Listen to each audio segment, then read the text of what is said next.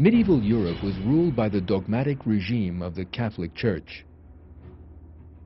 The Church opposed freedom of thought and pressured scientists.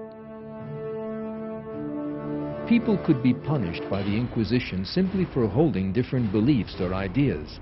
Their books were burned, and they themselves were executed.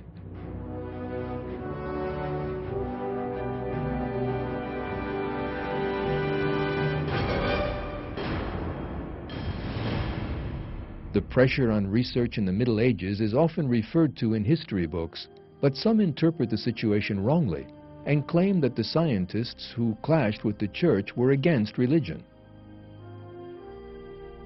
The truth is the exact opposite. The scientists who opposed the bigotry of the Church were religious believers. They were not against religion, but against Church dogma. For example, the famous astronomer Galileo, whom the Church wanted to punish because he stated that the world rotated, said, "I render infinite thanks to God for being so kind as to make me alone the first observer of marvels kept hidden in obscurity for all previous centuries." The other scientists who established modern science were all religious.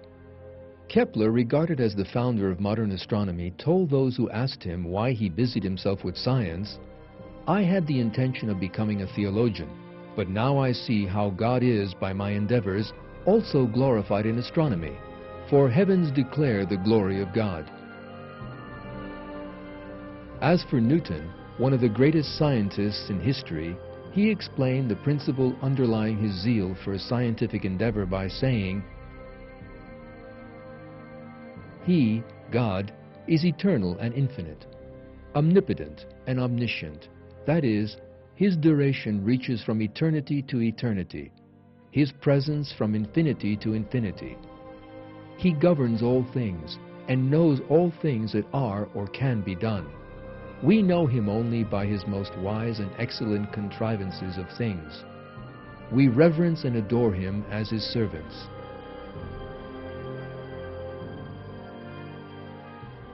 The great genius Pascal, the father of modern mathematics, said that, "But by faith we know His, God's, existence. In glory we shall know His nature." Von Helmont, one of the leading figures of modern chemistry and the inventor of the thermometer, declared that science was a part of faith.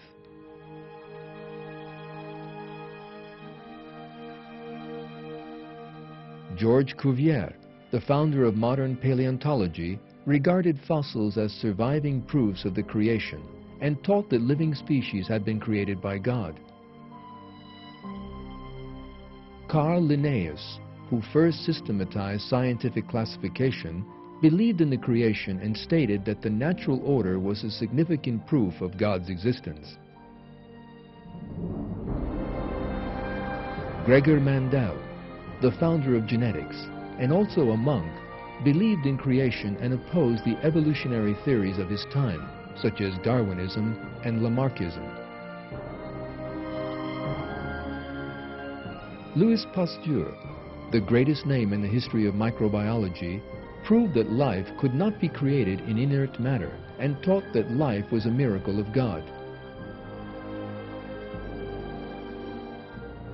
The famous German physicist Max Planck said that the creator of the universe was God and stressed that faith was a necessary quality of scientists.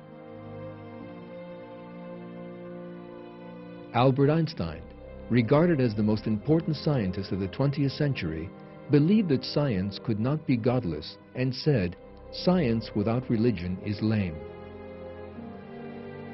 A large number of other scientists who guided scientific history were religious people who believed in God.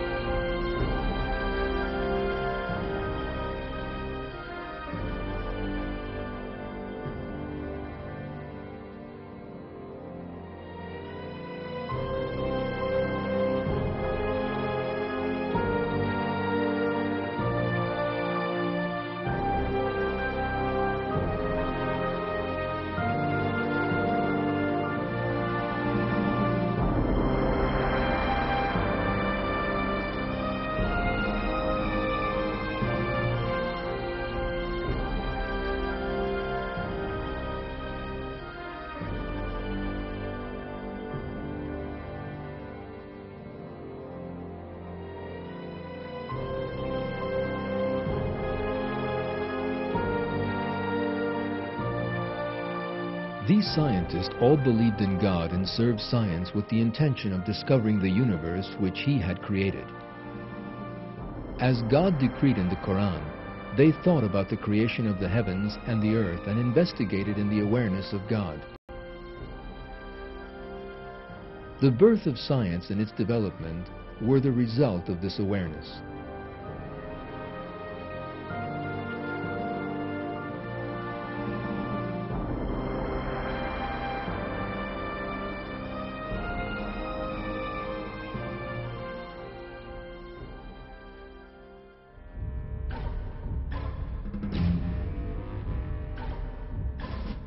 During the 19th century, however, this awareness was replaced by a fraud called materialism.